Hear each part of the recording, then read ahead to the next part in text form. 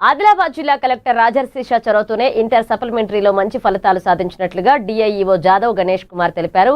Intermediate supplementary ఫలితాలను ఆయన వెల్లడించారు. మొదటి సంవత్సరంలో 4721 మంది పరీక్షలు రాయగా 3803 మంది విద్యార్థులు ఉత్తీర్ణత సాధించారని, 80.55% ఉత్తీర్ణతతో రాష్ట్రంలో 3వ స్థానంలో నిలిచిందన్నారు. అలాగే సెకండ్ ఇయర్లో 2725 మంది విద్యార్థులు పరీక్షలు రాయగా 2166 ఉత్తీర్ణత సాధించారన్నారు. ఇక 79.48 ఉత్తీర్ణత శాతంతో రాష్ట్రంలో 5వ స్థానంలో నిలిచిందన్నారు. సప్లిమెంటరీ ఫలితాల్లో కూడా బాలికలే పైచేయి సాధించినట్లుగా తెలిపారు. ఫెయిల్ అయిన విద్యార్థులపై ఆ కళాశాలలపై కలెక్టర్ ప్రత్యేక శ్రద్ధ చూపారన్నారు.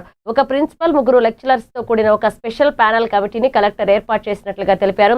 ఈ కమిటీ తక్కువ ఫలితాలు సాధించిన కళాశాలలను సందర్శించి ప్రత్యేక శ్రద్ధ తీసుకునేలాగా చర్యలు తీసుకుంటున్నట్లుగా తెలిపారు. ఉత్తీర్ణులు కావడం జరిగింది.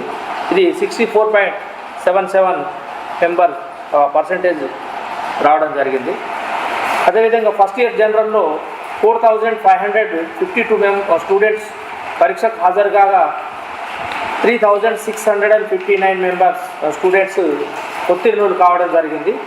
ఇది 80% రిజల్ట్ రావడం జరిగింది. ఇది రాష్ట్రంలోనే 4వ స్థానం.